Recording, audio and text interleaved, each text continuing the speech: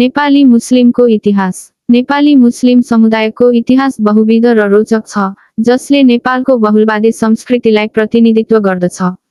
यो समुदाय नेपालको सामाजिक ढाँचाको एक अभिन्न अंग हो। प्रारम्भिक इतिहास र आगमन 14औं-15औं शताब्दी।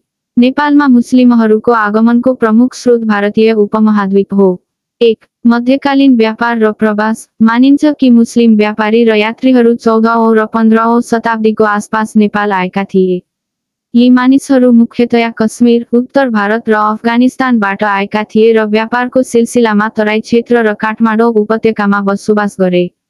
2. बंगालका सुफी सन्तहरू। अर्को महत्त्वपूर्ण प्रभाव बंगालबाट आएका सुफी सन्त र धर्मप्रचारकहरूको थियो। यसरी आउनेमा सबैभन्दा प्रसिद्ध पीर महमुद काश्मीरी हुन्, जसलाई त्यसबखतका राजा रत्न मल्लले आमन्त्रणा गरेका थिए।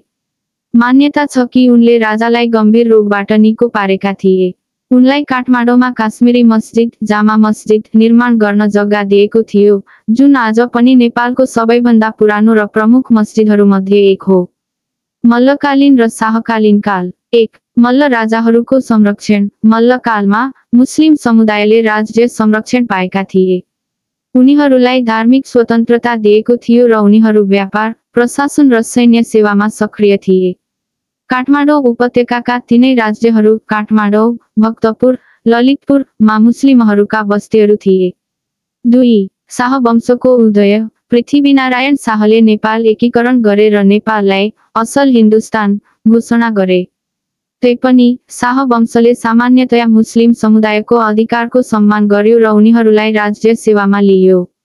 उनीहरूलाई मुलेता, मूल निवासी को उपाधि दियो, जसले गर्दा उनीहरूलाई विदेशी समुदाय भन्दा देशको अभिन्न अंग मानिन्थ्यो। 19औं शताब्दी र राणा शासन। 1. भारतीय विद्रोह 1857 को प्रभाव। सन् 1857 कोलम भारतीय स्वतन्त्रता संग्रामपछि धेरै मुस्लिम बुद्धिजीवी र नेताहरू बेलायती शासनबाट बच्न नेपाल आइपुगे। यसले नेपाली मुस्लिम समुदायमा नयाँ सांस्कृतिक र बौद्धिक तत्त्व थप्यो। 2. राणा शासन। राणा शासकहरूले कडा हिन्दू राष्ट्रवादी नीति अवलम्बन गरे। यस कालमा मुस्लिमहरू लगायत अल्पसंख्यक समुदायले केही हदसम्म प्रतिबन्धहरू भोगे। उदाहरणका लागि, गोहत्यामा सख्त प्रतिबन्ध लगाइयो, जुन मुस्लिमहरूको लागि महत्त्वपूर्ण धार्मिक मुद्दा थियो। 20औं शताब्दीदेखि हालसम्म।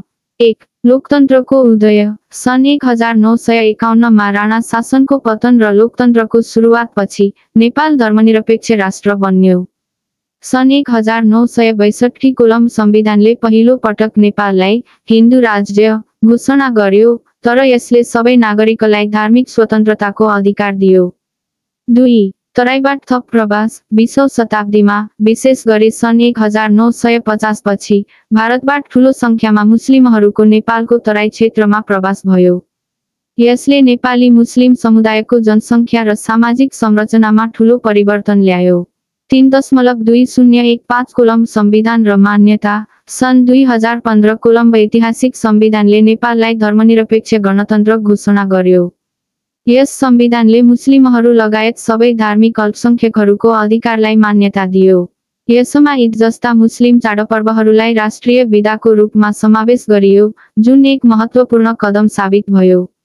सांस्कृतिक पहचान र योगदान। भाषा। नेपाली मुस्लिमहरू मुख्यतया नेपाली, मैथिली, भोजपुरी, उर्दू र अवधी बोल्छन्। बसोबास क्षेत्र। अधिकांश मुस्लिम जनसङ्ख्या नेपालको तराई क्षेत्र, विशेष गरी पश्चिमी तराई र मध्य तराईमा केन्द्रित छ, तर काठमाडौँ उपत्यकामा पनि एक महत्त्वपूर्ण र ऐतिहासिक समुदाय रहेको छ। पहचान। उनीहरू आफूलाई पहिले नेपाली र त्यसपछि मुस्लिमको रूपमा हेर्छन्। उनीहरूले नेपाली संस्कृति, साहित्य, राजनीति र अर्थतन्त्रमा महत्त्वपूर्ण योगदान दिएका छन्। निष्कर्ष। नेपाली मुस्लिम समुदायको इतिहास सयौं वर्ष पुरानो छ, जुन व्यापार, सुफीवाद र पारस्परिक सांस्कृतिक आदान-प्रदानबाट ढाकिएको छ। हिन्दू बहुल देशमा बस्दा पनि उनीहरूले आफ्नो एक अलग धार्मिक पहचान कायम राखेका छन् र राष्ट्रिय विकासमा योगदान दिँदै आएका छन्। नेपालको धर्मनिरपेक्ष संविधानले आज उनीहरूलाई देशको एक महत्त्वपूर्ण र सम्मानित अंगको रूपमा मान्यता प्रदान गरेको छ।